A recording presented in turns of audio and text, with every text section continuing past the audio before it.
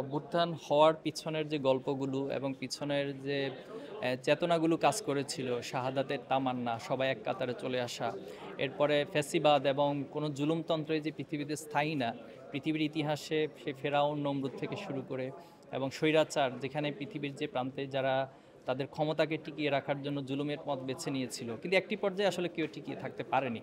তো সেই যে শক্তিটা, সেই যে চেতনাটা, যে সবাই ঐক্যবদ্ধ হওয়া, এরপরে সবাই জুলুমের বিরুদ্ধে অবস্থান গ্রহণ করা, মূলত আমরা এই আয়োজনের মধ্য দিয়ে সেই ইতিহাসটাকে যেন সবার মধ্যে জাগ্রত থাকে। যদিও আমরা আজকে 4 মাসে উপনীত হয়েছি, আমাদের কাছে কেন জানি মনে হচ্ছে যে যে চেতনা নিয়ে আমরা আন্দোলনে সামিল হয়েছিলাম, সেই চেতনার মধ্যে ফাটল ধরছে। ঐক্যের জায়গাগুলোতে ব্যক্তি স্বার্থ, দলীয় স্বার্থ এসে সেখানে এক ধরনের লেজুর ভিত্তি জড়িয়ে দিচ্ছে।